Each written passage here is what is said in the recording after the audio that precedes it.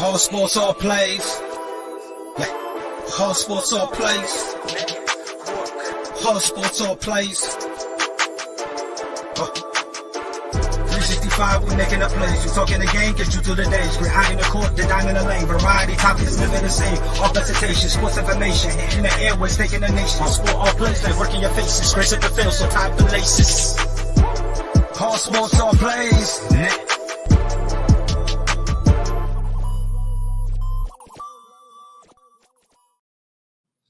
Here we go, Suns fans. I know the fourth quarter hasn't ended in the very last game and we're down with like 3 minutes left, but this is it.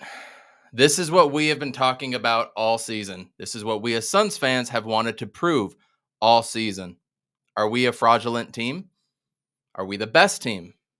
Is Devin Booker the MVP? None of that matters in the regular season. Now it's playoff time. And we're going to be bringing you a lot of coverage on He's on Fire podcast. We've got Darth Voida coming in Tuesday at 9:30 my time, 8:30 Valley time. We got Dan Duarte on Wednesday, and we're also going to hit up Justin. We're going to hit up Matthew Lissy, and we're going to hit up Jails. And if you don't know who he is the one that designed the logo of He's on Fire podcast, and he made the new song. And the upcoming video that I wanted to make, a new intro, bringing in the 2022 NBA playoffs and the very best team. He's on Fire podcast. We're going to have a lot of fun this playoff season. Here we go.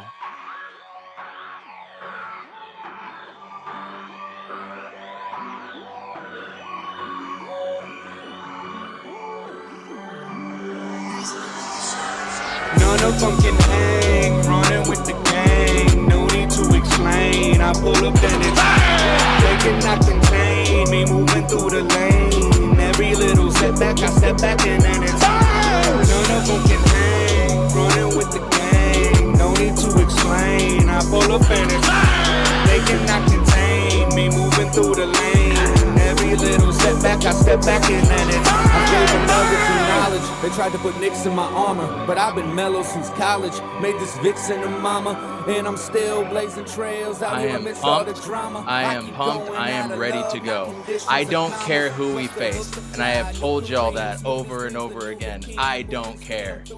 I am ready to rock and roll. I'm ready to face KD in the finals. I'm ready to face Giannis in the finals. I'm ready to go. You know who else is ready to go? Amit, we haven't seen you in a while. What's going on, man? It's been a minute, but I'm ready to go. I'm like Josh Jackson in a meaningless game. I'm always there, right? Let's go. I love it. And also who's ready to go? My other co-host, JJ. What's going on? Man, I'm doing great, guys. We're finally here. We're playoff bound, and we're going to go in swinging, and hopefully we just cruise through these playoffs. But again, one game at a time, job's not finished. So one game at a time. Keep that mentality. Joining us tonight, a special guest. Y'all might have seen him. Actually, he dropped a video today talking about the very same thing we're going to. So I'm hoping for some great insight from my man Nick from Spex Media. What's going on, Spex? Hey, how you doing, man? I'm happy to be here. I love to talk some Phoenix Suns basketball. We could talk that, but first, we have to point out that ugly ass jersey over your back right shoulder. Oh, okay, let's talk about it. What is that? Rejected!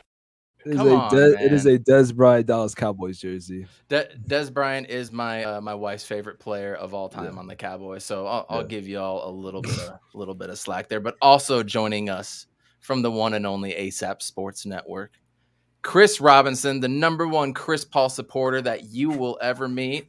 He has been, we have a little band of brothers between him and I. Everybody on ASAP Sports Network just wants to talk trash on the Suns, but you and I and Jay Ness have been going back all season. Chris Robinson, welcome to He's on Fire Pod. What's going on? What's going on, man? I appreciate you having me on. And like my man Jay just said, let's just focus on one game at a time and hope everybody on ASAP keep that same energy. Yeah. One game at a time, and all that matters is game one. But, before the games are played, we need to talk about what happened in the regular season. And first and foremost, that comes to the MVP award. Specs, I watched your video drop today. Very inspiring. It really inspired me to Thank get you. this video done before the pod tonight, and I did so, thinking all about you, obviously. But I want to know appreciate from you, do you think Devin Booker is the MVP, or at least should he be considered? I kind of like quoted this, but I said like he's the MVP that's like not gonna win it, if that makes sense. Like with Giannis, Embiid, and Jokic, all them having amazing seasons. Like if this was any other year where all these guys weren't going off, I think Booker would have easily won the MVP. Like he fits the criteria, he has the talent, and it's like he doesn't have stats or anything like to back it up. Like he fully could win it, but just because of Giannis and Jokic, like all those guys just having crazy seasons, I don't think he's gonna win it. But it wouldn't surprise me if he was in the top 3 of voting, which is kind of just the one thing I wanted. I was pushing him for like to at least be in the conversation of MVP. I didn't think he'd win the MVP, but I just wanted him to be in the conversation because he deserves at least that. Like, yeah. Absolutely. Absolutely. So if he's not in the MVP, if he's not the MVP, I should say, do you think he should at least be first team All NBA? Oh, yeah, no doubt. He's in my first all team NBA. Like, how could he not be? I mean, Amit, JJ, I know where you guys are going to go with this. So I don't even need to talk to y'all. I know what y'all are going to say. One thing, I retweeted it today from somebody else, but Kobe Bryant and Booker have identical stats and almost identical records. They're probably going to lose this game. I think the Lakers have 65 wins. I mean, he was MVP that year. So if you're not going to give it to him, and if you look at the Laker crew that he had Pau Gasol, what are we saying then? What are we saying about the MVP? I really think that when Russell Westbrook won it that year, it ruined the whole thing for anybody for the traditional way they used to do that award. So that's all I'm gonna say. Because I love it. Sorry, I had to jump. No, you're good. No, because like winning used to be like a very like important thing about the criteria, and most of the time, like the best team would like with their best player would normally be in the MVP conversation. So it's interesting. It's interesting to see that that's not going to happen this year for the most part. And yeah, like I need to let another old head like myself break it down, Chris. You've been around the block with the NBA just like I have, and you've seen the criteria go up, go down, just like Amit said when Russell Westbrook won. That's kind of a different topic. But do you think Devin Booker should be the MVP this year? Do I think he should? Yes. Will he? No. I realistically don't even think he's going to be a top 5 just because of, it's such a media award, unfortunately. He didn't get any love until about 3 weeks ago. Right. Not realizing, the Suns been a number 1 team in the league pretty much all year. We had that bumpy start, and then this dude just turns up. They're going to say, well, he has Chris Paul, who missed, 20 games? And then Booker went off that stretch. But it's just always been a story for the Suns this year. It seems like we just don't get the love or respect that we deserve. And I know we're going to talk about the other awards, too, throughout the night. So, yeah, no, I completely agree. And Super Mario Hoops, I think, kind of says it best right there. It's the most volume batter. I completely agree. But I also, JJ, I want to get your take. I also want to bring it back to when Nash won his second MVP, not the first one, his second one back to back. That year is basically between him and Kobe, but his stats weren't there like Devin Booker's were. Now, obviously, he was the driving force of that team, right? Just like Kobe was the driving force. But Devin Booker, some people argue he's not the driving force. And I want to kind of shift over to Chris Paul to a point. But first, JJ, do you think Devin Booker is the MVP? I'm kind of piggybacking off of what Spex said, he's like the MVP that no one's going to pick to win it. But if you ask me, even from an unbiased standpoint, if I was watching the Suns on a regular like I am now, I would definitely say he should at least be in the conversation. And the fact that, he was just kind of thrown into the bunch, towards the end when nobody could figuratively decide who the MVP was, and he was just thrown in that conversation towards the end, is kind of disrespectful to him, and not only to him, but for the team as well and to the fans, because we've been promoting this guy ever since he dropped that 70 points against the Celtics a handful of years ago. We said, this guy is going to be up next. You guys got to pay attention. But instead they want to post jaw dunk misses, man, if you connected this, and they want to post that on the regular. And they want to, show Luka, moving at 2 miles an hour, hitting like a fader. Now, it's fine, but Booker's been, doing his thing for 3-4 years, and he's been digging through the trenches, and now he's at the point where like now he's getting All-Star recognition, and like now he's in the first team NBA conversation, and I hope people put him in there. Yep. But like in my opinion, he should be MVP. But if I really had to pick one, it would be Giannis. I don't think Embiid deserves it. Jokic, like I mean, if you want to go from a very analytical side of things, but like the Jokic thing is actually, there's a paradox there, because Nash's second year that he won it, the reason that he won it is because they had basically the same record without Amar'e Stoudemire.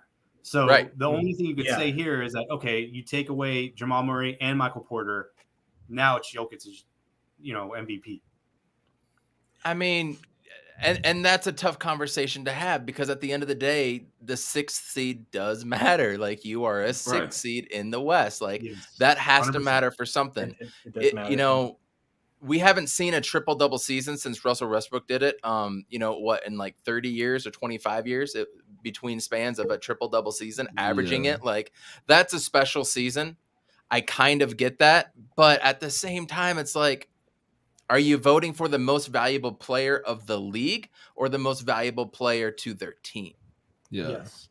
Right. And that's where I think there needs to be a decisive, what are we talking about here? And we're talking about the most valuable player to the league, in my honest opinion. The year Charles Barkley won it, best player that year. That's also why we lost the finals, because Jordan was pissed off about that, right? Yeah. So, in my opinion, most valuable player in the league, I still think it's Devin Booker, but that's neither here or there. But now, Spex, Chris Paul. Yeah. Should he be an All-NBA player? And is Chris Paul the most important player on the Phoenix Suns, or does it even matter?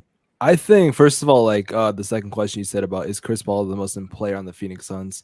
From stats wise, no, he's really not. But I think, like, from another standpoint, like stuff that you can't really track on the stats, I think he like does hold a lot of value. But I will say I'm more confident in the Suns if Chris Paul's out for a series than Devin Booker. That might just be me. Ooh. And then about Chris Paul making an All-NBA, I said he was on my 3rd team. But you could have him at 2nd or 3rd, but it would be really, really biased if I had him and Booker on my 1st team. But no doubt he should be an All-NBA team, like, easily. That's exactly where I am. And Chris, I want you to go off for a second on Chris Paul. You've been a Chris Paul fan ever since, was it the Wake Forest days? The Demon Deacon days? Yeah. Okay, so talk about your fandom with Chris Paul, how you seen him growth, and the difference of being with the Valley Suns as opposed to Rockets, Clippers, all that. One, I always feel like Chris Paul is a very disrespected player. I mean, look at what we just did this year. Another franchise that Chris Paul is on, record wins. He did it with the Pelicans, who was complete trash. Then he goes to the Clippers. They were the laughingstock. Yeah, it was a disappointment because, he never got to the conference finals or anything. But still, look at what he turned him into. DeAndre Jordan was an all-star because of Chris Paul. Griffin looked like he was going to be a Hall of Famer because of Chris Paul. Yeah. You can say what you want. That was Chris Paul who did that. Then Houston, James Harden gets MVP with Chris Paul. A pulled hamstring away from probably winning the championship. Oh, yeah. They were going to win it that year. Yeah, for sure. Yeah.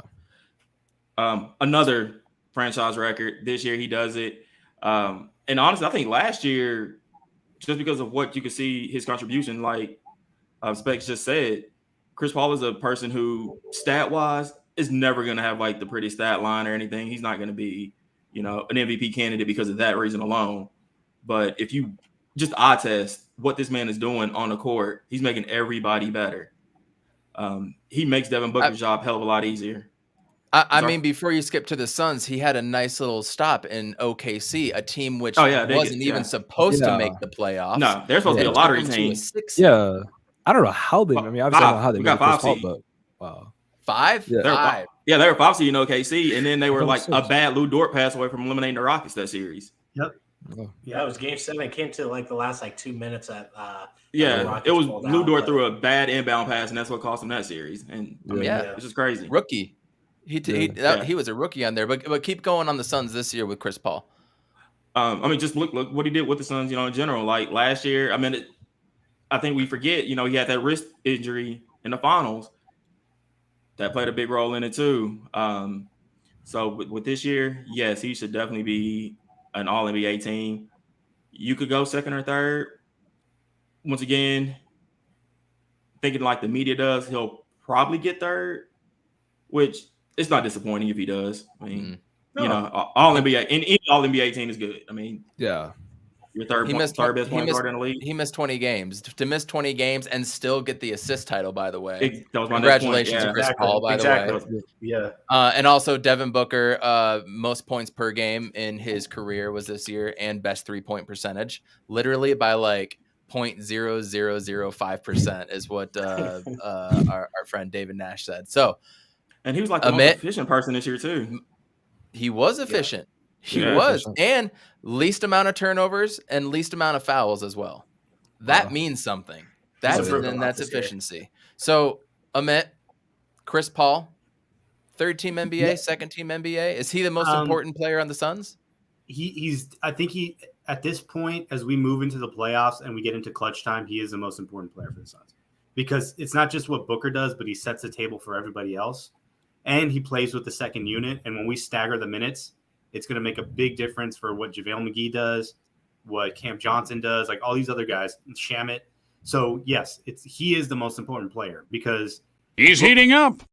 Booker's made a big difference in his team, in terms of like his defense and just the when he decides to really just hustle and make plays.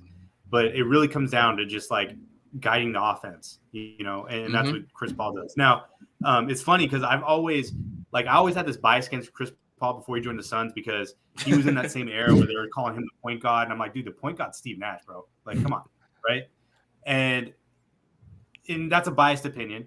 And like having the time to just kind of look back at it and think it through a little bit more. It's just like Chris Paul, he could do things that Steve Nash couldn't do. Steve Nash had to put so much effort into making his team better versus what Chris Paul had to do. And even what he does now.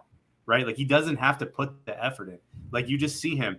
Let me just get to the elbow. That's it. That's all you need me to do. Get to the elbow. Somebody else get open. I'll find you. Steve Nash is going on the baseline, dribbling around the clock, 20 seconds, and then trying to find somebody. The whole entire offense was predicated on what he would do. And I think that's just wisdom.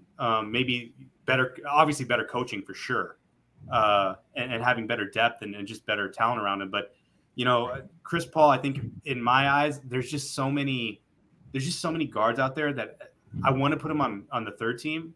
But he's on the borderline third team for me. And part of it's because he's missed a lot of games this season. If he had continued and played the entire season, we probably even have a better record. But it's tough. It's just tough with missing that many games.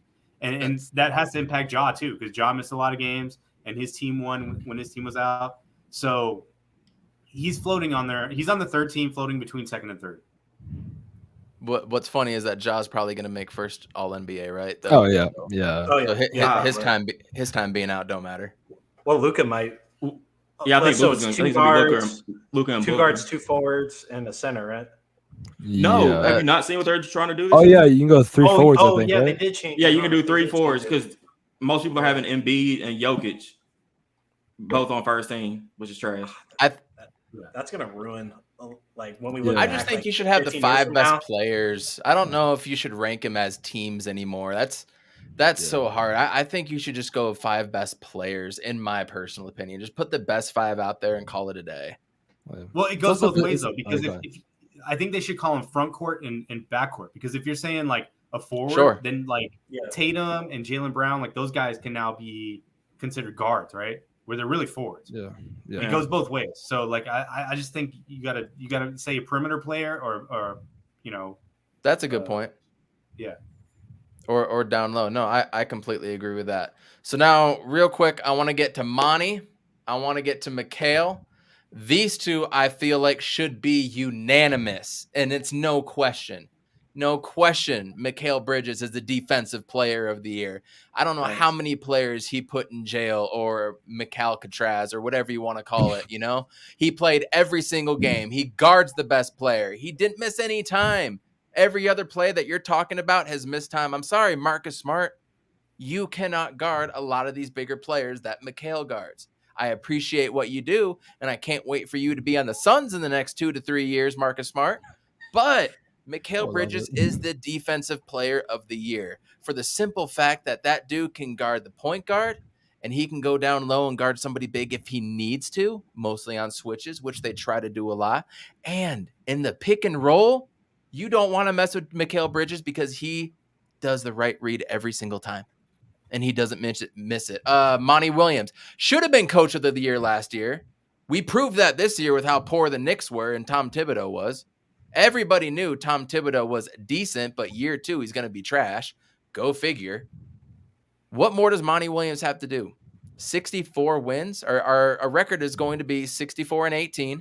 It looks like we're going to lose. We're down 113-109. Davion Mitchell shooting a couple 3-pointers or free throws right now. So we're a couple 3-pointers away, but we're probably going to lose this game and get 64 wins. He elevated Devin Booker. He elevated the team. We saw a difference when Ricky Rubio and Aaron Baines, when he first stepped on the floor, all the way till now. Not to mention James Jones deserves Executive of the Year again, in my opinion, but that's probably not going to happen. So, Nick, Mikhail Bridges, Monty Williams, Coach of the Year, Defensive Player of the Year. What do you think? Monty Williams is not even a question. Like, that shouldn't even be like a conversation. Like, I think it should be like kind of unanimous that Monty Williams should be Coach of the Year. Like, I've been saying that the whole entire year that was going to happen. But Mikhail Bridges, I had some people saying I was biased because I did an NBA awards video and I said it was Mikhail, just for the simple fact that, kind of like to touch up on what you said, that he can guard the 1 through 5. He's good in the perimeter. He's good in the interior. And like, I feel like for the defensive player of the year for the longest time, it seems like that it goes to like, you know, like bigger guys like centers and like forwards for the most part. And you really don't give it to guys that are really good at the perimeter. And it seems like there's being a push lately for Marcus Smart to be defensive player of the year, which I mean, you can say whatever you want, but I think Mikhail should be the defensive player of the year. I mean, it wouldn't surprise me if it went to Giannis or something like that, but I think Mikhail should win it. Like, he's very versatile. He can do a lot of things on the defensive end that just some of the guys that are candidates can simply not do. So yes, I think Mikhail should be defensive player of the year. And yes, and on top of my point, real quick, he doesn't foul out either. Guarding the best player. Yeah, that's insane. Yes. Yeah, that's insane. Yes. He doesn't get tags either. Like, Yeah, he's Iron Man. He does so many things. Chris, what do you think, man? And by the way, it is official. The Phoenix Suns have lost, so we are officially in playoff mode. Everybody is dapping up Damian Jones right now, saying, "Hey, sorry, man." So, Mikhail just gave him a hug. He just gave him a hug, tapped him on the, and he said, "Good job, good job." Good luck in Sacktown. Oh, that was funny. They're the Holiday brothers hugging. So it's official, Phoenix Suns fans. The regular season is over. We are 64-18. Best team in franchise history. I want to get to a little Ife Lundberg and Ish Wainwright talk coming up, but Chris, talk to me about Mikhail and Monty, man. Should Monty be it? Yes. Honestly, I don't think, once again, I'm just going media-wise, it's going to Taylor Jenkins, unfortunately. Ja being out, and they had a good record without their superstar, they're going to give it to him as a sympathy award. Of course, Monty should have got it. Monty should be getting it his second year in a row. There's no reason that this team's performing the way it does. Look, Chris Paul's missed games. Booker's missed games. Everybody misses games besides Mikhail Bridges, who kept the streak going tonight. And yeah, Mikhail's definitely hands down defensive player of the year. I've seen arguments where people saying, you know, of course, Marcus Smart, Jaren Jackson, but no, Mikhail is out there on your best player. It doesn't matter who your best player is, 1 through 5. He's going to take Embiid. He's going to take Steph. He's going to take Dame.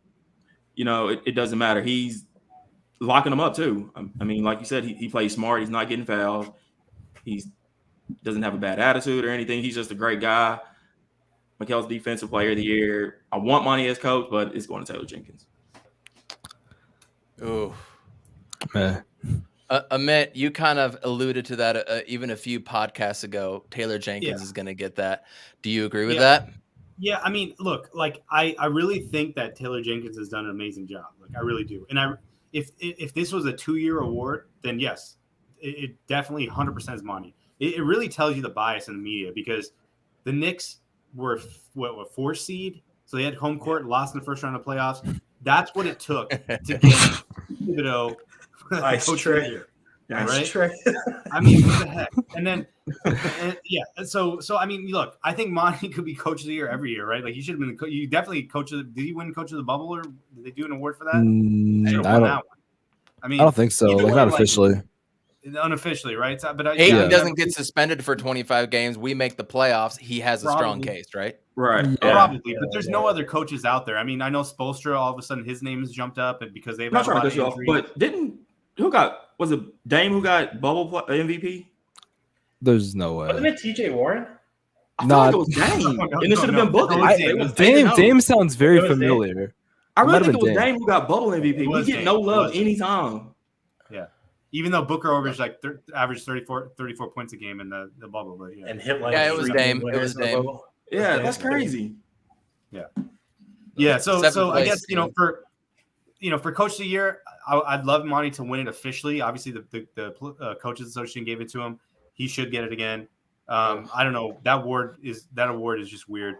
Defensive player of the year, another weird award because like the other candidates, I think there's really two candidates. It's Giannis and it's Bridges. There's nobody else because those are the only two guys that guard everybody. Like, does Embiid come out and guard Steph? No. Does any of these other bigs? Does Rudy Gobert come and guard any point guard? No. But then he's getting exposed lately. No, Rudy Gobert gets played off the floor actually in playoff series when they go. He's a liability when a team which is very, very bad. Very bad. I mean, look at all the blown leads they've had recently. I mean, that's some poor defense somewhere. Don't get me started on that. And my point is that Bridges, not only will he do that, but then you see him. He'll guard Brandon Ingram. He'll guard Jason Tatum. He'll guard. I mean, he's going into small power forward range as the primary defender on that player, and it doesn't show up in the stats because they may have a decent game, they may shoot all right, but he'll make them uncomfortable. He'll create some turnovers, deflect some passes, but then you'll see him in the team defense creating turnovers, creating fast breaks, getting dunks. Like he does a lot more than just the individual play on a player, and by far he's the defensive player of the year. Facts. I want to give a quick shout out to everybody in the chat real quick that has joined us so far. Metal Mike just joined in. What's going on, bro? JV's been here as always. What's going on? My favorite Chicago Bull fan, along with Super Mario Hoops 24. If y'all haven't checked his stuff out, please do. Super Mario Hoops, go ahead and leave that in the chat so everybody knows where to find you as well. Nathaniel, what's going on, man? You were in here. We had Mike Hughes stop by earlier. Jordan Dankins was on a little while ago. The Sports Show podcast tried to talk a little bit of Golden State Warriors and talk about Clay getting 41 or something. I don't know. He's not shooting 30 times a night. Something that's not important. Roy and Alonzo were in here. So shout out everybody. Please rate and review this show. Go ahead and throw the likes up. Share it out to everybody. He's on Fire Pod along with ASAP Sports. We really appreciate you guys. We're also on Anchor, Spotify, Google Playlist, all that fun stuff. Go and find us and leave a review. So we all kind of agree to a point. We may be off like a position here, a position there, but we all pretty much agree. JJ, I know I don't need to ask you about Monte and Mikhail. I know exactly where you stand, but do you have any quick tidbits that haven't already been said regarding those two and the awards? No, but like I know we bag on Marcus Smart a little bit. I think Mikhail wins it, like hands down, but I do want to give a little praise to Marcus Smart. He has stepped up his defensive game this year. The 10-15 games I've watched from the Celtics run since the All-Star break, like he's been really good on defense. But it's just I think it's more the recent narrative that his name's been thrown in there. If you look at all the Vegas odds and stuff on sports books and stuff, like he's the favorite to win Defensive Player of the Year. I think it's just mostly because of recency bias. But all year, sports analysts on ESPN, First Take, whatever. Like they've all said Mikhail Bridges is like locked down. He is the green Mikhail. He's like he's just straight up locked down. But no, with the Coach of the Year, we talked about it. It's like two awards. There's a media, then the one amongst peers. Weird. Yeah. Whatever. I think Monte should at least win one of those. Taylor Jenkins for sure. I think he deserves it. I don't think Spo deserves it this year. This game, his team is very wonky, very off and on. They've been through like a rough patch since the All-Star break. It's not looking good for them right now. Monte never had a player want to fight him, so Yeah, sure. Yeah, exactly. But I think Spo is a great coach. It's just this team is just a little iffy. They're cold, and then Kyle Lowry just hasn't been putting out the way that everybody expected him to. And the same thing as Victor Oladipo. It's just no offensive distribution from those guys right now. So, I like this Heat team on paper. Maybe they can make a push in the playoffs. I think they might get upset, but I think no question the top two Coach of the Year candidates are Jenkins and Monte. No question. Nobody else comes close. I completely agree. A couple stats about this year's Suns team. We were 32-9 at home and away. 32-9 at home, 32-9 away. Nice. Some final NBA stats I want to share with you guys. Some stat leaders. So officially points per game, Embiid at 30.6. Gobert led the league in rebounds at 14.7. There's our man CP3, 10.8. Steals per game, DeJounte Murray, surprisingly. Blocks per game, surprisingly, Jaren Jackson Jr. All right, Gobert, field goal percentage. I hate seeing Luke Kennard with that 3-point percentage. It should have been Cam Johnson. Yes. If he didn't get injured. It should have been Cam. 3-point makes, Steph, 285, but it only took 2,085, shots to get that up there in his worst shooting year, by the way. Yeah. Chris, anything stand out to you right there? I mean, of course, the assist leader, point guard, almost 11 assists a game. That is crazy.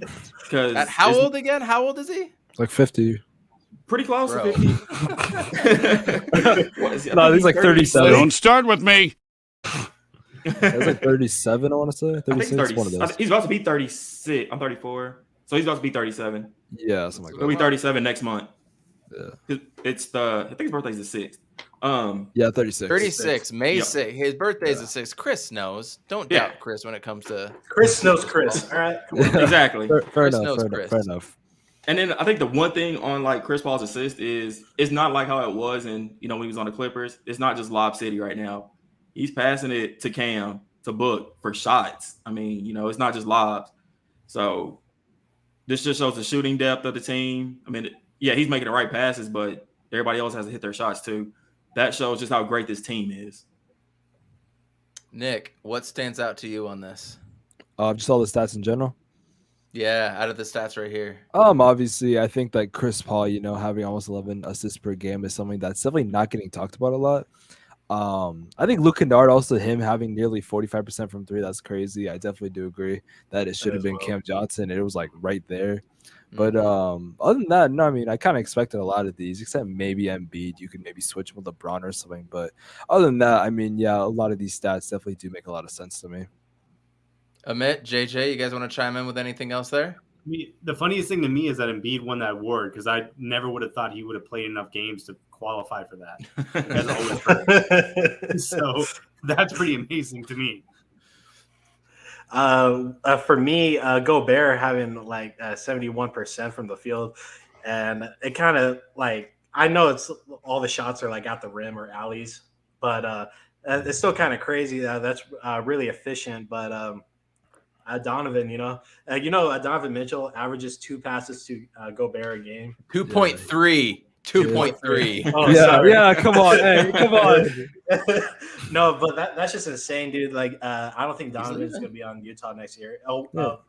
One of them isn't going to be. One of them's not going to be for sure. Yeah. He's leaving. I don't blame Gobert if he's the one to leave and he goes to like Dallas or something. If Gobert goes to Dallas, he's going to Chicago, I bet. Man. Chicago would be a good spot, man. Vucevic is about to be. Utah loves those big white men, man. Come on. They had Okur back in the day. They had what was Buddy's name? Ostertag. Yep. Mm-hmm. And then before Ostertag, they had the big 7'6" giant guy. I forget his name. Was Sean Bradley? Murison? No. Was Sean Bradley? Oh no, I am Mark Eaton. Look it up. Oh, Mark Eaton. Mark Eaton. He was 7'6". Dude was huge. Go look back at some Mark Eaton footage, and it would surprise the hell out of you. Go look back. He actually just passed like a year and a half ago. Yeah, so RIP, I so do yeah, remember that seeing sucks. So, fellas, officially, the play-in game is there. It is penciled down. It is happening on Tuesday night. I want to go through all of these, including the Eastern Conference, and see what you guys think. Tuesday night, we got these 7-8 seed games. We got the Cavs at the Nets, and we have the Clippers at the Timberwolves. Loser of that game is potentially going to be the Suns' opponent. So, Amit, I want to start with you. Who's going to take that Clippers and T-Wolves matchup in Minnesota? That's going to be a fun game, by the way. That's going to be Paul George back. Pat Bev playing against them. Let's go. I mean, it's gonna be a wild game for sure, because the way that the Minnesota has a really just like sporadic offense, and then their defense is really good. They got all these deflections and steals, and then you got the Clippers who've kind of run it back a little bit with some of the same squad that they had last year. I like that, but I just don't. I honestly, I don't think Timberwolves know how to act in a game like this, and I think the Clippers are gonna win in the fourth. Anybody disagree with him or have any other points on that? We said you think the Clippers are going to win, right? Clippers going to beat the Wolves. I don't know. Now I got T-Wolves winning that one. Ooh, that's kind of a toss-up, honestly, man. Honestly, I think they're overall just a better team than the Clippers, and like they've kind of went a little under the radar for like a majority of the year until like around like late of the season. But I just think they overall have a better team. I think like Karl Anthony Towns can go off, and seeing Patrick Beverley versus former team, that's still going to cause him chaos knowing him. But I'm excited to see the playing game. But yeah, I just think the T-Wolves are going to beat them. I mean, I for sure agree that they probably have better like star talent with Anthony Edwards and Cat, but I just think like Ty Lue coaching a playoff team, like they, I would just take Ty Lue in that. Yeah, if I had to put money on it. That's really the only reason I would go with the Clippers, just because of the Ty Lue factor, and then it's also dependent on Paul George. What are you going to get? Are you going to get the real playoff P or PG 13%? Yeah, I mean, is it playoff P or way off? Did you say PG 13%? Yeah, PG 13%. That's what Torrey Craig is on him. But I agree with you, Chris. But man, it's just tricky because is Zubac going to be guarding Cat the whole game? They have Hartenstein. They have Hartenstein. They can come in. Rocco for the help, maybe, but Rocco ain't guarding Cat. No. So, if I had to put money on it, I'll probably take the Wolves winning it. Yeah, they're just scrappy, and like there's just more offensive threats on Minnesota than the Clippers have. I haven't seen PG stats as of late and Reggie Jackson, so I don't know how Reggie Jackson's been playing this year, but obviously he's been playing good considering where they are, record wise and stuff. So, but if there was a gun to my head, I'll probably pick the Wolves winning. Man, Amit, I'm 100% with you, man. I don't see a universe where the Clippers lose this. They have all the dudes that can take care of Anthony Edwards and then be physical, and you push around Karl Anthony Towns. I don't know. I don't see it. I don't see it at all. Now, if Towns goes off, that's a different story. I mean, if Towns gets a 40, 45-point game, that's going to be a wrap. But their defense and their wings and their guys that are 6'6", 6'7", 6'8", Nick Batum, I forgot that they had Rodney Hood. He's not going to be playing that much. Marcus Morris, Norman Powell. Come on, man. Terrence Mann. Well, this is a game. This is a prove-it game for Cat. Because last time we went to playoffs, it was with Jimmy Butler. I think Ricky was on that team. It's like, dude, are you the guy or not? Because everybody in Phoenix wants to trade you for DeAndre Ayton. True. Yes. I mean, I also think it's like, oh god. No, please. No, I was gonna say because the thing with the play-in, and I think you can say this about last year's play-in too, is what if it was a series? How would you think it would turn out different? Like with the Warriors and Grizzlies, I don't think the Grizzlies would win this series like last year if it was a 7-game series. So do you think that would really make a difference, or you think regardless the Clippers would come out on top and a more like a 7-game series? You still think series Clippers? Oh, no, seriously, Series Clippers Clippers. win. Yeah. Easily. Yeah. I will say Clippers, but as a betting man, if I were to put money down, I wouldn't. Not in a play-in game. I'm not putting money down in a play-in game in a winner-take-all to go to the playoffs. Or, That's the thing, It's man. it's a it could just be it's just like one game, so like Mhm. anything could happen. Like you said, like Cat could go off or like anything But like that. the Clippers' defensive superiority all around will win this game. I think they're going to frustrate the hell out of D'Lo, Anthony Edwards, and all those other young dudes that have never tasted the playoffs. This is a team that just got done almost taking the Suns to a 7-game series Yes. in the Western Conference Finals. So, who's going to guard PG? Who's going to guard Marcus Morris? Who's going to guard Norman Powell? Who's going to guard all these dudes?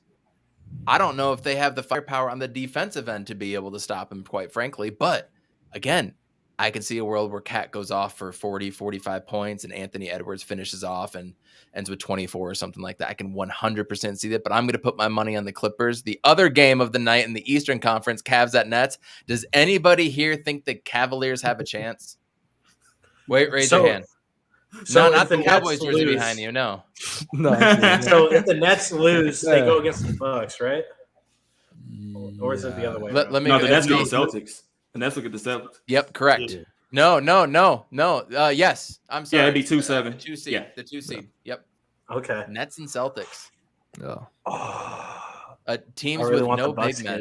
it. That's like almost perfect for the Celtics though, because they have no big men that has to go out and guard anybody. For Yeah. what it's worth. They they have no. I don't think they'll have Robert Williams back. No, I think he's gonna miss the first round. Yeah, he's gonna be. Yeah. Okay. Yeah. I didn't think he'd play. Nets have nobody down low, but I mean, you got Kyrie and Durant versus Tatum and Brown. I'm going Celtics. Like In a I'm series? I'm just going. I'm going with the Celtics in a series. Yeah. To be fair, I have them making the NBA Finals out of the Eastern Conference, but yeah. They do. I mean, I've seen quite a few videos where people are picking them. Their defense has definitely picked up, and if they beat the Nets, they're going to be the favorite. Yeah. But they have no big man to compete with Embiid if they got to play an Embiid. Yeah, that's true. Or the Bucks. That's going to be tough. Which they But can also- do it. Yeah. So I But, have a question about that because I think the East is wide open. I think it's really what happens with the Nets, but versus some of the matchups. But do you guys think that Jimmy Butler is like a superstar? Because I don't think he is. He's a No. star. I want to He's put a him in. star. but- He's a star. Yeah. He's a star 100%. Yeah, but but not wait, a he's- superstar. is he a franchise build around this guy kind of player? No. No. No. Not now. He was no. a superstar when he was with the Sixers. Yes. Yeah. Yeah. But not Yeah. anymore. No. Yeah. Yeah. Was he And he then? doesn't play enough games. Or is he just really good? He was good. He was Yeah. really but good on the Sixers, dude. He was averaging like 25 and like 8, something like that. Yeah. And, Tobias Harris, he was like super inconsistent that year. So it was really just him and This year, Embiid too. really kind of holding it down. yeah. Like Tobias Harris can't. It seems like he can't be a good third option. Was he on Colin Yeah. Coward's second NBA team, or am I the one that saw that? I didn't Jimmy see that. Butler? I hope he's not. Yeah, no, it was like Colin. It was like Tobias Harris, LaMelo Ball, I think Julius Randle. I thought it was a joke, but apparently that was like Colin Coward's like second team, For what? Second team of what? like NBA, like the Yeah, second team NBA. He's too smart for that. Yeah. That's wrong. Yeah. Probably something like that together. I hope that wasn't Colin. Yeah, I really hope that wasn't Colin. I just hope it's not. So I mean, I guess the East is so wide open. The reason I was bringing up the whole Jimmy Butler thing is because he's relying on guys like, Duncan Robinson, Tyler Hero, Kyle Lowry, an old Kyle Lowry, and Bam, who I mean, he's obviously been in the defensive player of the year conversation too. But I don't know, man. I look at the Heat team and I think they got a lot of good players, but they all have to play at a high level all the time. Otherwise, it just doesn't work. Versus the Suns, True. CP3 can go down and Cam Payne can step up for 2 games, or Booker can drop a 40-point triple-double, or you know what I mean? It's just like there's just a lot of ways that I just don't think that they have confidence in players that I wouldn't have confidence in normally. that's why I didn't pick them to come out of the East or get a top seed, but that's the kind of team and a defense that catches a lot of teams off guard. in the first or second quarter, and all of a sudden Duncan Robinson and Harrow are heating up, and it's a wrap, So it's a different animal in playoffs, though. It's a completely different game. Yeah, JJ. Yeah. I can tell you the issue with the Heat. Like, if Tyler Hero is your best player and he's coming off the bench, there's obviously a lineup issue. Like, so play your best players. Start your best players. Yeah. So if Tyler Hero is dropping 25 and Duncan Robinson is having a bad shooting night, then like, what is this team? If Jimmy Butler is only scoring 10 points before the second half, and then in the second half he only shoots maybe 3 or 4 times. Kyle Lowry is just not doing anything. So like, what is this team really? So that's my biggest issue with the Heat. No arguments here. Absolutely fair, no arguments. No, not at all. I did know that. I just found that out recently. I totally forgot about this.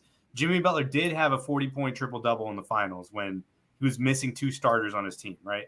Yeah. That was 2020. So that's like 2 years ago now, 2.5 years ago. That was the bubble run. That was the bubble run too. The more I space myself away from the bubble run, the less serious I take it. Yeah, same. Yeah. I've started to like progress like where it really didn't matter that much as like kind of like the weeks have gone on. Think about what we just said. We thought TJ Warren could have been an MVP in the bubble. Oh my god! Yeah. I mean, where the hell is he now? Hey! I haven't heard his name in a minute. He's gonna be most improved player next year, whoever he signs with. Mark that. Or no, excuse me, comeback player. Not most improved, comeback player, but they don't really have that in the NBA. Yeah, no. So Wednesday, we got the 9-10 seeds. The winner of this game will face the loser of the other game. In the East, we've got the Hornets and the Hawks. And then in the West, we've got the Spurs at the Pelicans. Starting in the West, I'm going to take the Pelicans to win that game. From what I've seen out of them recently and CJ McCollum and all that, I'm taking them. And then for me, it would be a Pelicans versus T-Wolves game. 2 teams I even said on this podcast I don't want to face in the first round, but here we are. It doesn't matter. Run through the gauntlet. That's totally fine with me. And I am conflicted at who would win between the T-Wolves and the Pelicans because both teams can get hot, and it's whoever gets hot first. And for me, that's a toss-up. Chris, Spurs and Pelicans, who do you got? I want the Spurs. One, I like Pop, but it's just what? Yeah, I like Pop. It's just being easier. Wild shot. It's just an easier path, but the Pels are going to win. I mean, yeah, there's no competition.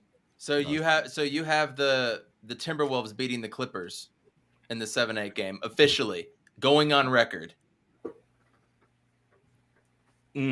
Still, that's a toss-up. The Pels Spurs is an easy one.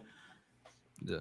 Like we said, it's one night. Anything could happen. Okay, so you know what? I'm going to go with the Clippers. I'm not trusting Cat enough in a big moment. There it is. Okay, so T-Wolves and Pelicans then. Who do you got? T-Wolves would be the home team, by the way. Wolves. That's fair. That's fair. Nick, Spurs and Pelicans. Spurs and Pelicans. 9-10 matchup. Who you got? I'm going with Pelicans. I will say, though, I think it's kind of funny that the Spurs made the play-in. I don't think they actually thought they were going to make it, but just because the Lakers decided to be whatever you call that, like they just kind of just like are here, like, oh, shoot, we could like shout out Freddie. Actually do something. It would be so funny if they like made the playoffs. Like, I kind of want to see that happen, but like I got to take the Pelicans. Like, there's no debate, honestly. But it would be super funny if they like made it to the playoffs. Like, I would love to see that. But, so you got the T-Wolves winning their game, though, against the Clippers. And so Clippers and Pelicans, who do you got? I want to say Pelicans so bad, but I could see the Clippers winning it, honestly. But I'm gonna go Clippers. It's very close though, and like I think I've said before, like it's one night, it's one game. There's really like no defining factor on like who's like gonna win it. So yeah, I'd have to take the Clippers. Amit, you and I have been spot on for quite a few things, including when we started the very first our podcast when we listed the teams 1 through whatever. You and I were pretty close. We split on the Heat thing a little bit, or no, the Cavaliers. You actually had the Cavaliers higher than a lot of people. Then they came down mostly due to injuries, but you and I think the same on the Clippers and the T-Wolves. Who do you got between Spurs and Pelicans in New Orleans? Dude, this is actually such a disadvantage for like a 1 seed. Because like you get a team that wins, it's like March Madness, right? Like you get a team that wins their tournament, their conference tournament, they get 2 wins, they come in and they steal game 1, right? Not that they're going to win the series, but it's just like it's a disadvantage because you don't know who you're going to play, and this team has played recent games, and you're going to be hopefully you're not rusty, right? I mean, it happened last year with the Lakers, bro. Yeah, exactly, and it happened to the Lakers too because they lost that first game to Dame. Correct. So I mean, honestly, like these teams are so wildly inconsistent. It's like laughable to think like these could be playoff teams, the Pelicans and the Spurs. But I mean, if I'm picking, I'm just gonna go. Pop has some magic left, and he pulls it out somehow. And DeJounte. So then you're gonna have, so you'll have Spurs and T-Wolves in the next game. No, I'd have Spurs Clippers. Oh, so Spurs Clippers. No, you said you're gonna pick the Clippers to beat the T-Wolves, right? Yeah. Sorry. So they already get the. So they would get the 7th seed, and then the loser. Yeah. Okay, so Wolves T-Wolves and Spurs in Minnesota. I'm gonna take this. I'm gonna take the T-Wolves at that point. I think they just got more talent. Yep. JJ, who do you got? I'm picking the Pelicans. I love the addition with CJ McCollum. He's been great for them since he's joined the team. If Brandon Ingram can have a decent night, he puts up 25, and CJ McCollum has a pretty good shooting night, I don't see why they can't just beat the Spurs. So I'll definitely take them in that game. And then who do you got coming out of that last final game? Do you got the Pels or do you got the T-Wolves? Or what? No, you picked the T-Wolves to beat the Clippers, right? Yeah. So, okay, do you got the Clippers or do you got the Pels? I'm going to go with Clippers. I think Clippers will win that. Crazier things have happened. Yeah. But it looks like we're not going to be playing San Antonio, you guys. We're going to be playing a tougher team. Over in the East. Sorry. Man. Over in the East, everybody has the Cavaliers losing game 1. The second game is the Hawks and the Hornets. I think the Hawks are going to win both games to sneak into the 8th seed. Does anybody else think differently? It is a home game for the Hawks and Hornets, by the way. And last year, the Hornets got blown out in this game against the Pacers. Blown out, the Hornets did. I'm going to go with the Hawks. Anybody going to disagree over the Hawks and Hornets? I mean, I'm a little biased over the Hornets because my best friend is a Hornets fan, but nah, the Hawks are going to whoop their ass. Like, I don't see it going any other way. I'm just going to be honest. I don't think the Hornets are ready for, like, to make the next step into actually making the playoffs. So, nah, they're going to lose by 30. 30? Yes, 30. The line. I'm calling my the line, right by the way, if anybody's curious, Timberwolves by 2.5 over the Clippers. Nets only by 8 over the Cavaliers, which I find a little shocking. The Atlanta Hawks are the favorite at 4.5 points, and the Pelicans are the favorite at 5 points. So it seems a little low for some of those, but overall fair. I'm definitely pounding the over on the Hawks-Hornets game for sure. Hawks and Cavaliers. Does anybody think the Cavaliers can beat the Hawks to get that 8 seed?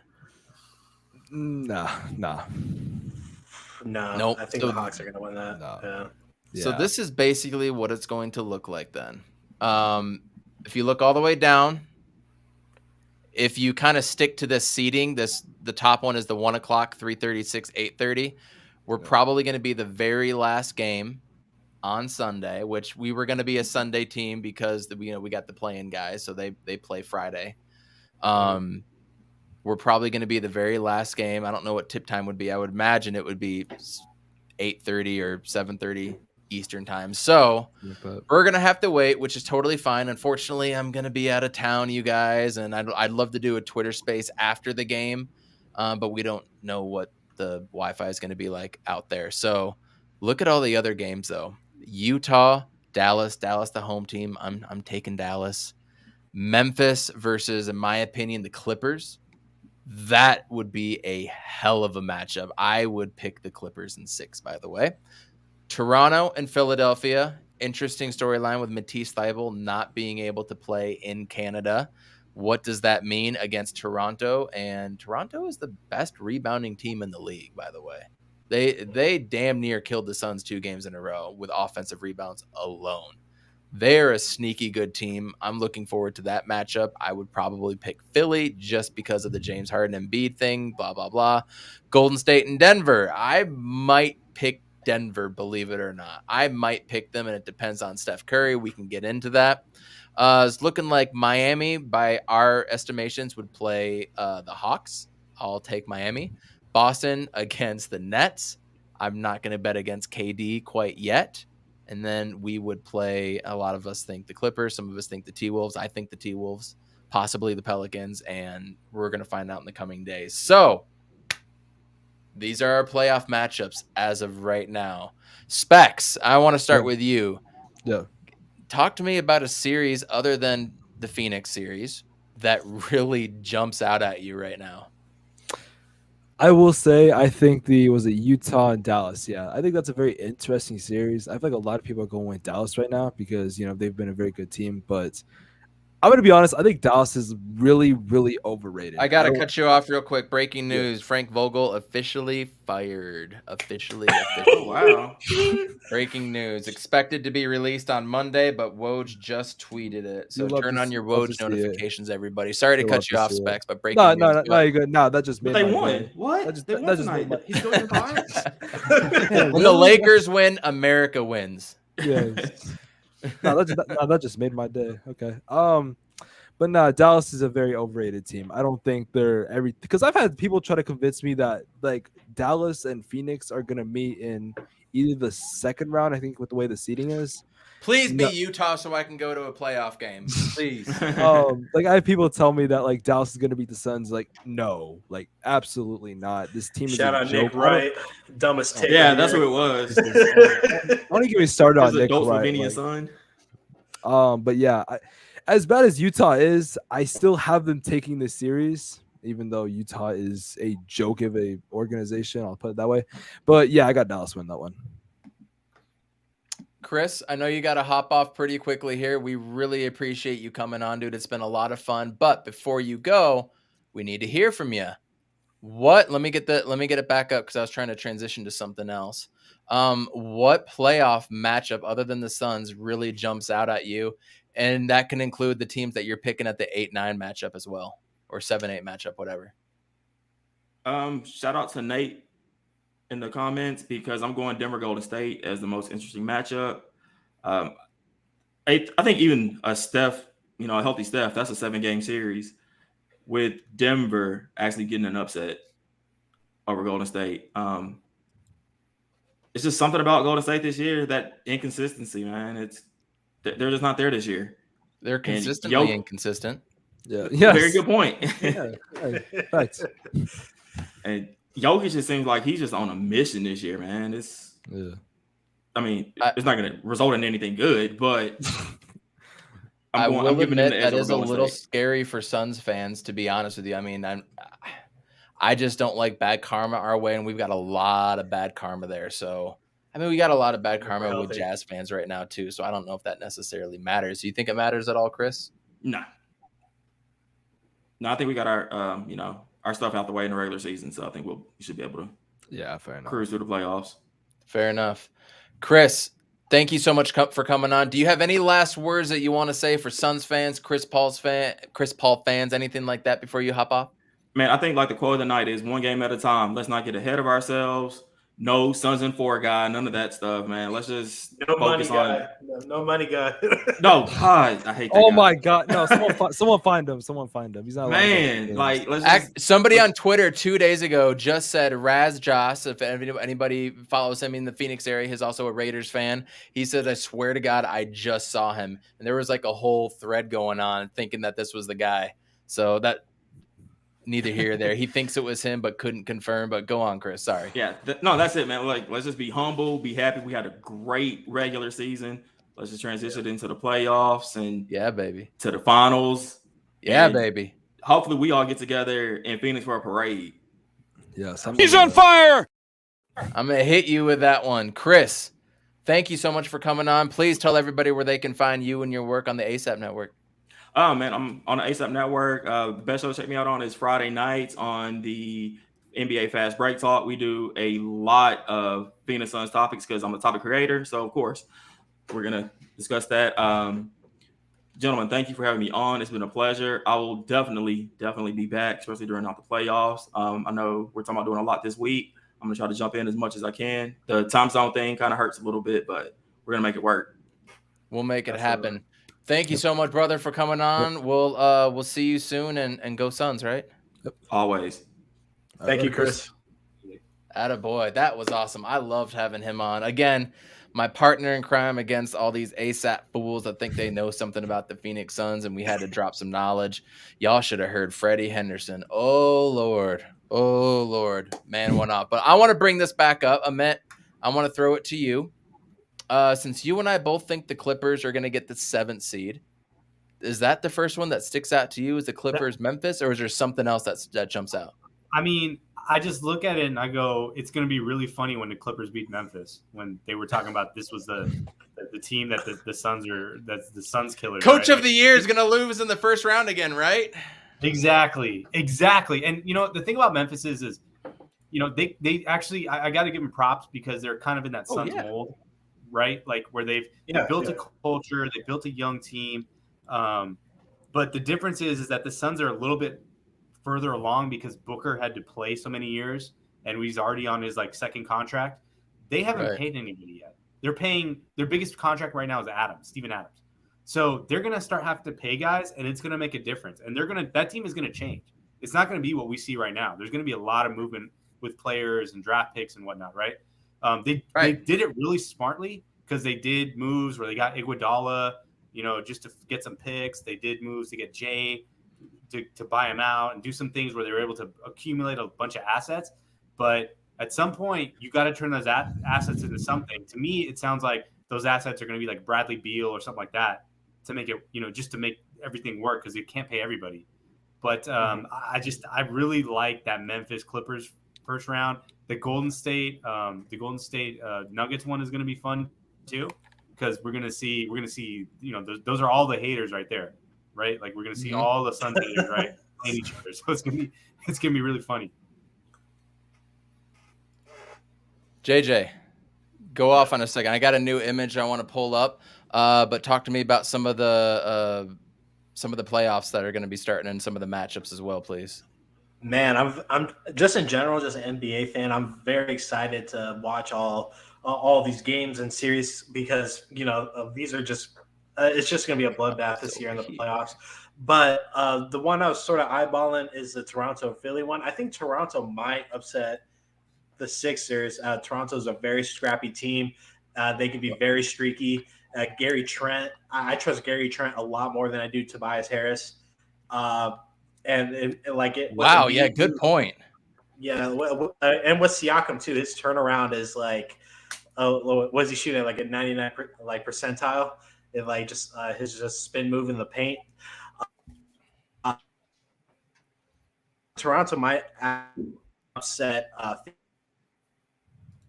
So eyeballing, of course, the Nuggets and Golden State. We just lost you a second. You said someone's gonna bounce who? I think Toronto is gonna probably upset Philly in a 6 to 7 game series. But then my shakalaka. I think Memphis and Clippers, I think that might be a 7-game series, 6 to 7 games. I think Clippers will still pull out of that. I just I don't want to, shit on Memphis. They're a really good team. I just don't know how they'll be able to handle the playoffs yet. This would be a good taster for just NBA fans in general. I'm not doubting Memphis. It's just, if I had to put money on it, I would do the Clippers. But with the Nuggets and Golden State series, I really hope Golden State wins that. I really hope the Nuggets win that series. Okay. It's not that I would love to see that. I would love to see that. Yeah, it will shut the Warriors fans up, and we could just move on, and it'll be quiet after that, at least from the Western Conference standpoint. But I'll being a Suns fan, I want the easiest path possible. But for a better story, let's get all the best teams. We'll make a better story when we tell it later after we're holding the Larry OB. So I mean, I mean, there is something to be said for the Warriors and the Memphis Grizzlies to be ousted in the first round, and then That would be insane. That would be. What is, especially both of them. What is the media going to talk about then in the Western Conference? They're going to talk about The Lakers. how, these other teams are up and up. Oh, Denver's going to get this. Oh, Clippers going to get that. No one's going to talk about the Suns still. I guarantee it. They're going to be talking about everybody else on the East, who we need to touch on. By the way, we need to touch on this Milwaukee-Chicago series. I'm looking forward to that one. I do think Milwaukee wins it 4-1 if I had to pick with a gun to my head, but I could see dudes like Vucevic coming out with a 30 to 35 point game and DeMar doing what DeMar does and finally taking things serious and going ham. We're not going to see Lonzo Ball. That sucks, by the way. We're going to get robbed of that. Zach LaVine is a shell of himself from last year to now, honestly. But those are still guys that can put up numbers. Amit, Milwaukee, Chicago, what do you think? Dude, Chicago has not been able to beat anybody of quality. Good. Right? We know that. Yeah. They're injured, Right there. Yes, right I there. mean, they don't That's have really Lonzo, it. and you're playing the defending champion. So I mean, bye. But I want to go back to your point. You guys were all saying you want the Nuggets to beat the Warriors. I actually want the Warriors to win because I have a feeling that Joker is going to get the MVP, and I want to see another sad MVP lose in the first round. My man, This man just wants to see chaos. You'll love to see it. Yeah. I mean, Love to see it. Nick, here's where I'm at with the Suns, man. I want to shut everybody up and literally snag the title out of everybody's effing grasp. Yes, thank you. I don't care who we play. I want to play either Minnesota or the Clippers. The best team. Give me the Clippers. Give me that smoke. Yes. The winner of Dallas and Utah, that's kind of whatever, but I would say give me Luka just so that we could shit on Pretty Boy's face. Yes. In a 4-1, possibly 4-0 second round matchup. I'm a little bit worried because we haven't played this team with Spencer Dinwiddie and Bertans, so it's a little bit different. I would have no fear that we would lose. I think we'd go 4-1. And then I want to beat Golden State or Memphis. I want to beat these teams that everybody's been sucking on for the last however many months the season has been. Over in the East, man, I would love nothing more than Milwaukee again, to be honest with you. Give me Milwaukee and a healthy Brook Lopez. I want that rematch. That's fine. So, Nick, looking at this, and you commented, you were kind of hyping me up with some of those chants just a second ago. Do you agree, or do you think it's going to go kind of a different way, like Amit saying Team Chaos, or how is this? With which series in particular? With everything in the West, everything in the East. How is this all going to shake up? All right, with the East, I'm just gonna say this right now. The Bucks are sweeping the Bulls. I just want to get this out the way. The Bulls have not been able to beat a top team. But as far as the whole playoffs go, as a Suns fan, obviously, there's a part of me that's like, oh, I want the easiest route to the playoffs. But then there's that side of me that's like, well, we can beat the top teams. And, we're built for those moments. And I don't want to hear last year, which even though I have literally, defended so many reasons why last year was obviously a good run by the Suns and why it wasn't, it was a fraud of a season. But then you see the two teams from the finals last year, look what they're both at. They're both the top in their conferences, respectively. So, yeah, maybe injuries did play somewhat of a role, but the Suns and they could have been the number one seed last year. They were one game, half a game, if that. Yeah. They could have been the first seed last year and back-to-back seasons. So, I honestly, there's a side of me that wants to play the best teams in the league just to shut everyone up and just run through the whole NBA. That's kind of where my mind is at. But it would be obviously, kind of more, I guess, easier on my mental health and my mind to play some of these easier teams. But yeah, I want the best teams in the NBA. I want to just whoop all of them and just shut the media up and everything like that. I've been saying this is going to happen for the whole season, and it's so amazing to hear just to see this play out live in front of my own eyes. Nick, be like, this is my house, and I did not invite you. 100% there. That got me hype. Amit, are you afraid of the terror road that would lie ahead? Do you want the easiest road? Where's your head at right now? Dude, we've been so far better than all these teams consistently that I'm just not concerned. I mean, Dallas is different, right? They're a different team than when we played them last time. But I mean, Ayton's going to go 20 and 20. Like, I mean, like he's going to feast on them. He's going to feast on the Warriors. Well, you're not worried about Willie Cauley-Stein? Actually, no, not at all. I mean, bro. You know, he should be worried about JaVale McGee. Dorian Finney-Smith for the win. Yeah, I mean, all these dudes, like, I'm not worried about the way that they play, because Dallas is just they've gotten better. They're playing better defense than what they did, which is really ironic because they traded their only like shot protector. But it's just that same style that they play, which is like Luka and a bunch of 3-point shooters, and it's just. And they're not really good 3-point shooters. Like you got Brunson that can create, Spencer Dinwiddie can create, Bertans is a decent 3-point shooter, but the rest of these guys are just like they're not consistent. And we saw it in the playoffs; they're not good in the playoffs. So I'm not concerned about them. I'm not concerned about anybody in the West, to be honest with you. Memphis isn't interesting because of the whole Ja Morant thing, but like I said, I don't know if they're going to even get to the second round, and then they have to win in that round. And who would they play? Would they play the Warriors, who've got, even though they don't have that, like, they keep saying they have that championship mentality, but I'm like, you don't got Iguodala, you don't got Sean Livingston, you don't got Barbosa, you don't got JaVale McGee. Iguodala's back. Isn't Iguodala healthy now? He's played 4 games this season. Yes. He will play barely any minute. Yes.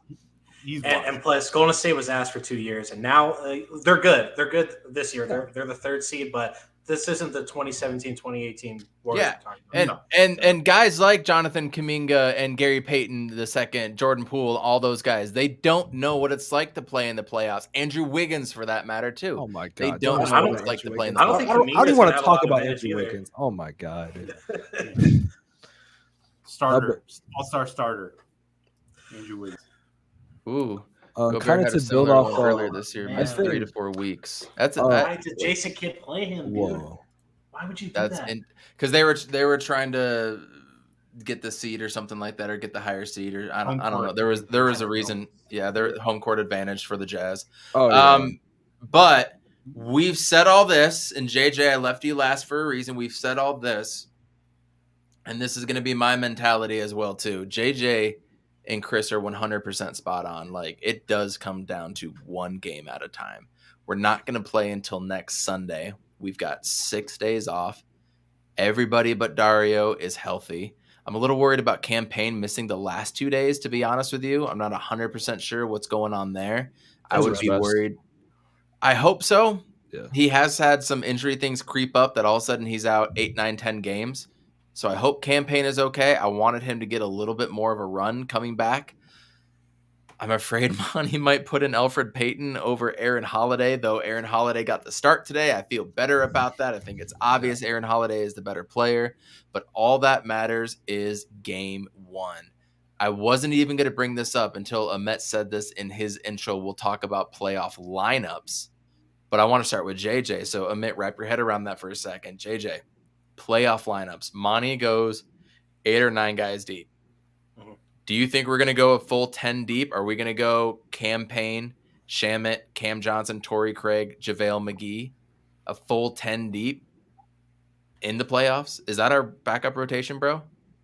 There's a good chance that we go 9 deep. I don't think we're going to go 10. I think it's just going to be series, like depending what the series is. So who do we get a seed? Clippers? If we got Clippers or Minnesota, honestly, I would prefer to sit Shamet at that point. And remember, this is where we start staggering Book and Chris Paul to one of them is always on the court. That is very important to remember. Absolutely. Which to me would mean the guards are where we're going to see it. We'll probably see Campaign and Shamet both, but I don't think they're getting 20 minutes a game. I think that's being dialed back. What do you think? Oh, Jim? Yeah, for sure. Yeah. Okay, so let's just go down the list. All right, just automatic locks. Okay, Chris Paul, Devin Booker, Jay Crowder, Mikhail and Ayton. Mikhail, D.A. McGee. McGee's going to play JaVale McGee. McGee, Campaign, Cam Johnson, Sham. Sham is going to play and Torrey Craig. I think so. Yeah. If we play the Clippers, we have to play Torrey Craig. Yeah. So are we going to go 10? Are we going to go 10 deep? No. So look, I think what's going to happen is the first round's not going to matter. It depends if we play the Clippers or not. But if we play somebody else, I think we're going 10 deep in the first round. Second round, you're not going to see Biyombo. and it's going to be between Shamet and Craig, depending on the matchup. They're going to get it because Monte's been messing around with this 3-guard lineup where he's putting Booker on the court with Campaign and Chris Paul. So it's going to be some of that like 3-guard lineup stuff that they're doing with Cam Johnson, right? Who can or Mikhail, like in that position. I think that's where it's going to flex. I think the interesting part that we're going to have to really find out as the playoffs go along is Jay Crowder going to be in clutch time or is Cam Johnson going to be in clutch time? I think it's going to be Cam. Or Torrey. Does Torrey have to guard PG? Yeah, that's also someone. Yeah, like I think if we need to be more defensive, I would roll with Jay. But if we want to close out a game, I'm rolling with Cam Johnson for sure. I think something also kind of important is about Monty Williams himself. Like he's like that. This is also kind of underrated about him. That like he has this like ability that when it comes to certain games, like he knows like which lineup and which like group of guys to put in. So it could really depend on like game to game, to series to series, on like how deep they're going to go in the rotation. But yeah, probably a 9-10 man rotation. It really just depends on like certain games and stuff like that. But yeah.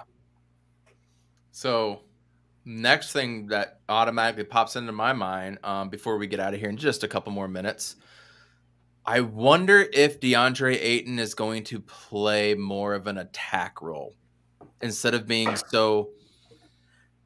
I don't know how to put this, like defensive on the defensive side. Like he was playing, he had to protect his fouls and protect himself and all that. Are we going to see a more aggressive Deandre Ayton going into the playoffs? I think we're going to see Biyombo more than we think and would like, to be honest, because of the foul situation. Nick, I'm sure you saw everything last year that happened with Deandre Ayton. Yeah. Dude would blow on him, and then all of a sudden he gets 3 fouls called on him, right? Yeah. And he's onto the bench, and then we have nobody to back him up. So with McGee and with extra backups that can come in and do things, and we could have Torrey as a small ball 5, by the way. There's no reason we can't do that. Do you think maybe ish? Probably not. Maybe ish. Maybe we'll get some ish done in this game. But do you think we're going to see a more aggressive Deandre Ayton Specs? I think so. Last year, like one of the reasons why Phoenix did not end up winning was because the depth of the center position. It wasn't the best thing in the world, right? And this year, I think what no one talks about is we have guys like McGee and Biyombo, and even guys like Ish Wainwright. We have bigger bodies. And yes, JaVale McGee isn't the greatest center in the world. And if we're talking about like a Bucks for Suns series, like obviously I'm not saying JaVale McGee is gonna shut down Giannis, but it definitely does help, especially when like if DA gets in foul trouble. So 1,000%, yes, I think we're going to see an attack version of Deandre Ayton because you have a little bit of that like comfortability. You have a little bit of that like cushion to be like, oh, I can get a couple fouls here because I know JaVale McGee, is going to be able to come in for me. I know Bismack Biyombo is going to be able to come in. Maybe even like Ish Wainwright, like guys like that in general. So yeah, I think we'll get an attack version of DA. Hopefully. And if we play Giannis again, Bismack is going to have a fun time against him. Yes, Bismack, I'm here for it. Yeah, I'm here for that. So we might not even see JaVale. Maybe we'll see JaVale 4 minutes here, 4 minutes there. So Monty has a lot to work with. Amit, do you think we're going to see a more aggressive Deandre Ayton this year in the playoffs? I think yeah, because he's going to get the ball more. Like the only time he got the ball last year was on the alley oops or just like the short roll, just jump shot backs and shit. Now it's like if he gets a mismatch, he's going to go right into the paint, and he's going to get that right hand hookup. So I think there's a lot more confidence for him. There's a lot more confidence in all the other his teammates to give him the ball when he gets that mismatch and he calls for it. Because how many times have we watched it over his entire career where he gets a mismatch and he goes in the post and somehow Devin Booker cannot throw him a ball when the dude is on like a 6-foot player. Like we've seen it his entire career. This year we're seeing it where like everyone's like hold up. DA's got it. Let's just get him in the post before 3 seconds or whatever. I think we're going to see a better version of what we saw last year. And last year was an historic version, right? In terms of just the shooting percentage, the rebounding and defense he provided when you laid against other teams, other star centers in the playoffs. So, and he's going into the contract year. He's going to get paid. I think this is it. I think we're going to see something special out of DA. Yeah, especially with the contract, it's kind of like a prove it deal, not prove it deal. Maybe that's not the right word, but like he wants to like get paid and he's gonna like try to go off. So yeah, no doubt. I was going to say that before I teed it up for JJ here.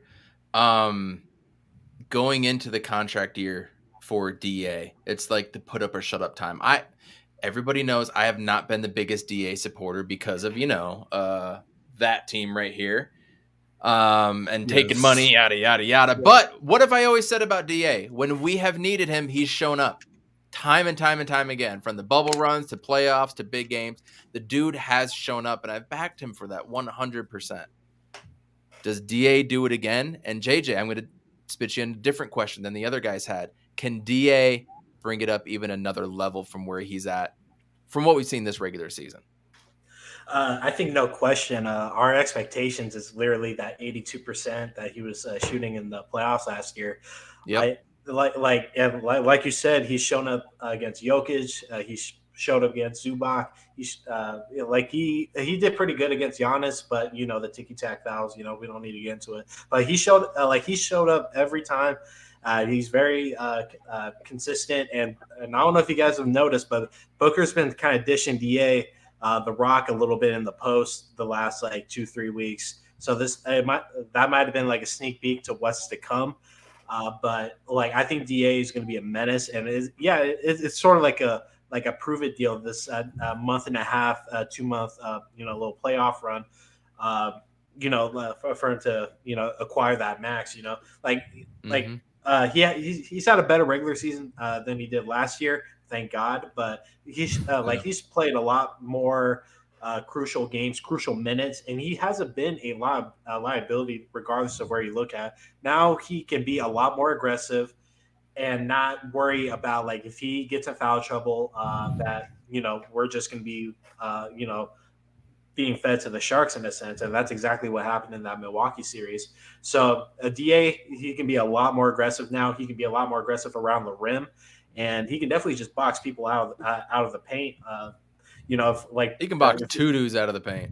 Yeah, dude is fucking strong. So I think DA is really going to elevate his game. I think his bag is going to be a little bit deeper. I think he's going to be pulling up from the mid range. I think he's even going to be a mid range threat, just like how Booker and Chris Paul are. So everyone's going to see another side of DA. It's going to be Black Air Force energy DA. I feel like we're going to see. So I'm very excited to see what he's a show. So yes, we love Black Air Force at DA 100%. Yes, yeah, I'm here for it.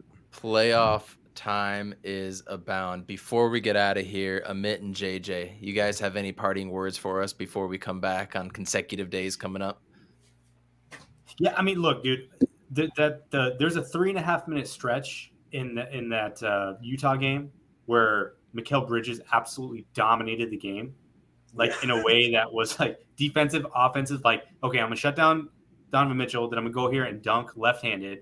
I'm gonna get the and one. I'm gonna shoot in the mid range. I would just be prepared for Mikhail Bridges' breakout playoff run. Ooh, I mean, I would love to see that. I love it. He's heating up. I love it. It kind of reminded me of the Mikhail Bridges overtime win against Cleveland last year, when it was just a weird game for us. For some reason, we couldn't win, and we finally got down to the end. It was a tie game, and then he scored 12 straight points. He got 2 or 3 steals for easy buckets, got a couple blocks, and there was a game this year where he got a block for a win too. Remember that? He actually got a 3-pointer for block for a win. So I like that. JJ, what do you have for us quickly? One game at a time, guys. Play play the person that's in front of you. Obviously, everybody can tell we're really confident, and it's kind of hard not to be. This team is very, very good, and Devin Booker's efficiency has been crazy. Chris Paul is back. Just about everybody's back except Dario. I hope we get to see Dario lace up at least for a game, but I'm not holding my breath for it. But yeah, one game at a time. And let's just keep pushing forward. And I like what Amin mentioned. Mikhail's offensive bag is a lot deeper, especially in these last 3-4 months. And the issues that people presented in the finals last year was one, the big def, in our lineup. Then people were complaining that we didn't have a third scorer. I didn't think that was much of an issue, but if anybody's going to be that third scorer in that starting five, it's going to be Mikhail. So if we see Mikhail just take over a game for a 3-4 minute stretch, I'm here for it, dude. That would be awesome to see. I'm here for it as well. Whoever steps up in that third scoring role. Nick with Spex Media, leave us with some lasting thoughts. I'd love to have you on again as well, but also put a plug into your station. Yeah, 100%. I would love to come back on. But yeah, as JJ said, 100%, just like one game at a time, we can't really look forward. And, last year, a lot of people said like, oh, you played against easy teams, but you can't really do anything but play the person in front of you. If we're playing the San Antonio Spurs, we're playing the Golden State Warriors, you can't do anything about it. You just have to play who's right in front of you. And yes, Game 7 NBA Finals, Dario return. Yes. I hope it doesn't. I would love to see that. Yes. I love it. Yeah. And I'm hopping on with him for a podcast also right after this. But Amit and JJ, if you guys want to just stick around just for a quick minute to talk off cam, that would be great. But Nick, give us a quick plug before we play our intro. You guys can check out my YouTube, Spex Media, so you can follow my Twitter at the Spex Media. But I really do appreciate you guys having me on, and thank you so much. And it's a great conversation we had. And like you said, if you want to have me back on, 100%, I'm definitely down to do that.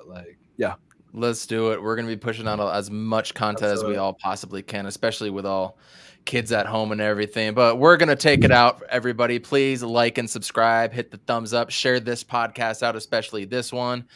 Tomorrow night, no guest confirmed, working on a few. Worst comes to worst, maybe we'll have Suns fan Randy on or something like that. But Tuesday, we're having Darth Voida from Suns Jam Session. He will be joining us 9:30 my time, 8:30 Valley time. On Wednesday, we got Dan Duarte, 8:30 Valley time. And confirmed Thursday, we are going to have Matthew Lissy at 8:30 Valley time, and also Jails, the rapper, the guy that also made the logo of He's on Fire podcast and this song that I'm about to play to the video. He will be on. Huge NBA fan, knows a lot. He's going to come on too. We'll work on tomorrow. You guys, thanks for tuning in. He's on Fire podcast. We are out of here. Everybody enjoy the song. Cheers. Thank you, Spex. I appreciate it.